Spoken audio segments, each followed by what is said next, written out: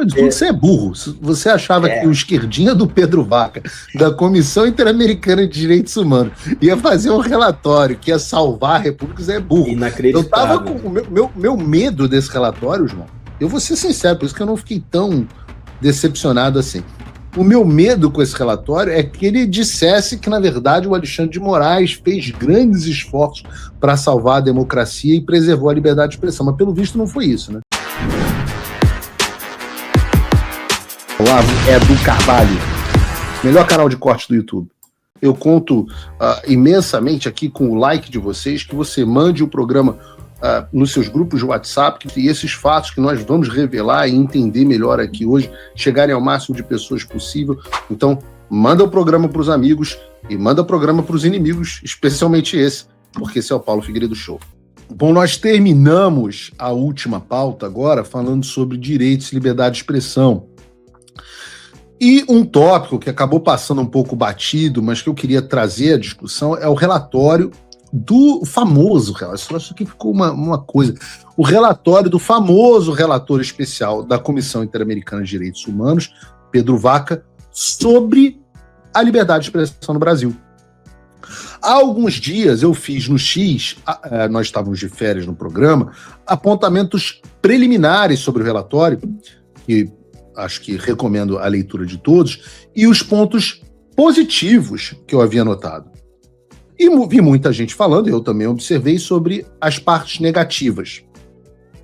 Mas para nós entendermos melhor as conclusões do relatório sobre liberdade de expressão, eu resolvi pedir que o nosso editor-chefe do programa se debruçasse sobre o relatório, o advogado e editor-chefe do Paulo Figueiredo Show, João Gabriel. E eu quero trazer o João aqui, Gabriel, para ele sempre, que apesar de ser flamenguista, tem esse duro defeito, é muito inteligente, e eu peço a participação do João para que você faça uma análise, João. Quais foram as conclusões que você chegou em relação ao relatório, famigerado relatório do Pedro Vaca, se ficou bom ou não ficou ruim? O que você achou, no final das contas, no frigir dos ovos? Tem alguma coisa aproveitável dele? Bom, boa tarde, Paulo, boa tarde, pessoal da audiência, sempre bom participar aqui do programa. E eu vou dividir em dois. Se você tinha uma expectativa muito alta de que esse era o relatório que ia derrubar a República, eu acho que você ficou um pouco decepcionado.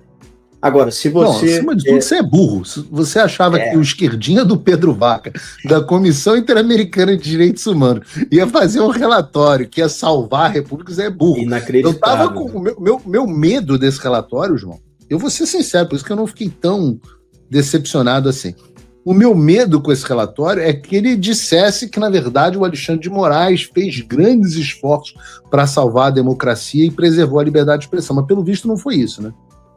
Não foi o caso. E eu acho até que muitas das pessoas não sabem muito bem a composição da CIDH, e por isso elas criam uma expectativa que é irreal. Como você falou, é um órgão que hoje é dominado pela esquerda, e nas novas eleições que ocorreram no ano passado, os Estados Unidos com o Trump e o Marco Rubio elegeram o seu candidato, mas o México também elegeu o seu. Então ainda é um órgão muito dividido.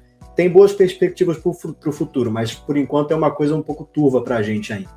Agora, sobre o relatório, de maneira específica, não poderia passar mais longe dessa percepção de que eventualmente poderia ser alguma coisa que sancionasse ou aplaudisse ali a conduta do Alexandre de Moraes. E aqui eu cito algumas coisas muito específicas, porque o relatório é muito aberto sobre alguns temas. Um dos problemas identificados por ele, por exemplo, é o sigilo excessivo e a falta de transparência que nós temos no Brasil. E aí o relatório fala, de maneira muito objetiva e direta, sobre um uso recorrente e amplo do sigilo em investigações e decisões judiciais que restringem a liberdade de expressão no Brasil. E isso a gente viu em diversas oportunidades. A gente que está no Brasil já sabe disso há muito tempo. Muito procedimento, inquérito... Oi? O meu caso, eu nunca tive acesso. Exato. Inclusive, Paulo, à medida que a gente for debatendo aqui sobre o relatório, você vai ver que muitas das coisas que são denunciadas pelo Pedro Vaca se encaixam com o seu caso.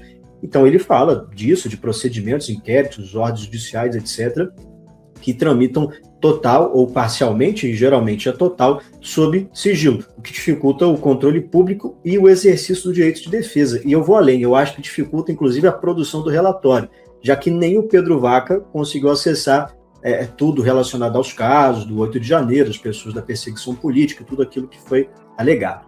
E aí, dentro dessa perspectiva que eu falei, o relatório cita o caso de pessoas, vê se você se sente familiarizado com isso, pessoas que sequer sabiam que estavam sendo investigadas, que não tinham conhecimento de medidas restritivas contra elas, ou que só descobriram essas medidas restritivas tentando exercer o seu direito ou depois de algum vazamento. Ou seja, o cara descobriu que tinha algo contra ele porque saiu na Veja, na Folha de São Paulo, ou porque ele tentou pegar um voo para os Estados Unidos e descobriu que estava sem passaporte. É basicamente isso que o relatório fala. E não sei se você se identifica com essa situação, né? Um pouco. Eu recebi, por exemplo, a notícia do cancelamento do meu passaporte por o vazamento de uma pessoa dentro da Polícia Federal que me explicou a extensão da ordem contra mim. Tá vendo? Você já saiu um pouco na frente, que pelo menos você recebeu a notícia. E o que o relatório fala, então... Tem boas fontes. É verdade. É que a posição do Estado brasileiro, e eles fazem, né? O governo fez essa defesa quando o Pedro Vaca estava aqui, dizendo que o sigilo serve para proteger a imagem das pessoas, etc. O relatório também é claro em responder a essa afirmação, porque ele fala que o sigilo pode existir, sim, evidente. Existem em diversos ordenamentos jurídicos. Difícil é você achar um lugar em que não exista processo sigiloso. Mas é evidente, até pelo próprio princípio que norteia o sigilo, dentro do direito, que isso é exceção, não é regra geral.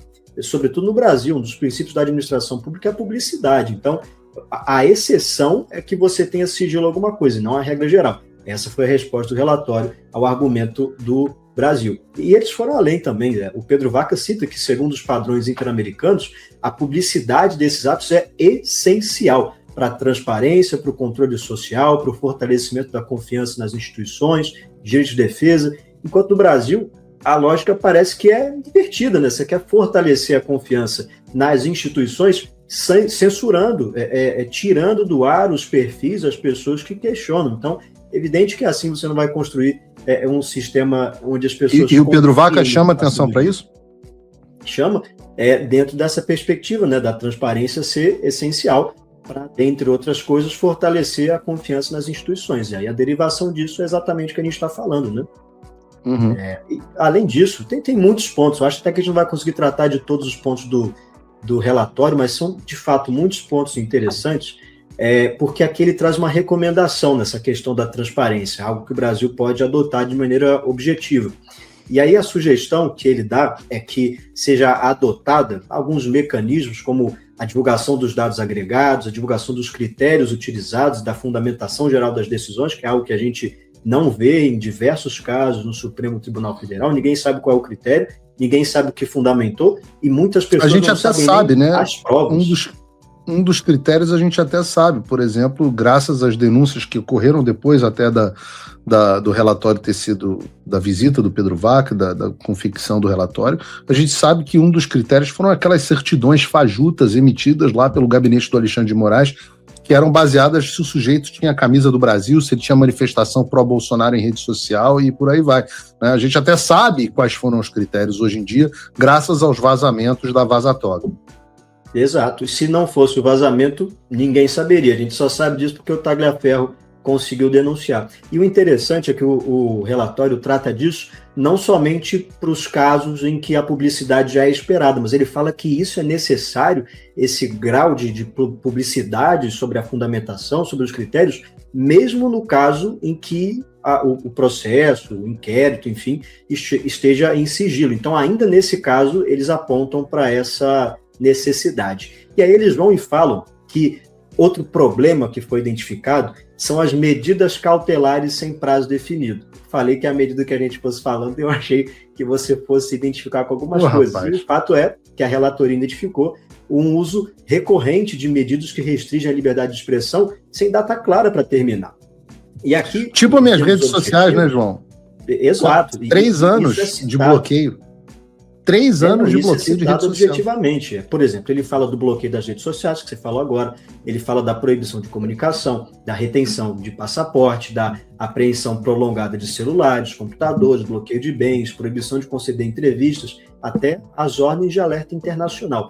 Tudo isso é tratado, tudo isso é é adereçado nesse relatório, porque essas medidas, segundo eles argumentam, são frequentemente prorrogadas automaticamente, não tem um instrumento que faça a prorrogação, à medida que as investigações vão se estendendo, assim, que seja reavaliada a necessidade concreta daquela proibição. Então o Alexandre vai lá, decide que a rede social do cara tem que ser suspensa, como fez com você, como fez com o Rodrigo Constantino, com o Alan dos Santos, não avisa o cara disso, geralmente você só sabe quando a sua rede cai, e deixa você lá eternamente no limbo, sem explicar nem porquê, nem até quando você vai continuar sofrendo essas restrições. E parece que o Nicolás caiu de Maduro. Para quem achava que Donald Trump havia desistido de combater a esquerda aqui na América Latina pelo fim da Magnitsky, estava enganado. Donald Trump não desistiu e eu convido você a não desistir também. Deixe seu like se você gostou dessa captura, comenta aqui o que você acha que vai acontecer nos próximos dias e eu te convido a acompanhar o passo a passo do que está acontecendo aqui na América Latina e qual vai ser o impacto disso no Brasil, se inscrevendo no canal e ativando o sininho das notificações para você não perder nada. Eu vou estar trabalhando dia e noite para trazer as melhores informações e análises do que está acontecendo no Brasil e no mundo aqui no canal Olavo do Carvalho. Lembrando que eu tenho vídeos novos no canal todos os dias às 18, 19 e 20 horas. Então não perde tempo e ativa o sininho das notificações. Se você quer ajudar ainda mais o meu trabalho, você pode se tornar membro aqui do canal e fazer parte de quem não desiste do Brasil. Vai ter o link aqui na descrição do vídeo para você se tornar membro do canal e receber na frente os vídeos que vão ao ar às 18, 19 e 20 horas. A gente sempre dá prioridade para os nossos membros. Já são mais de 300 membros aqui no canal e eu te convido a fazer parte. Então, deixe teu like. Muito obrigado por você ter acompanhado o vídeo até aqui e até a próxima.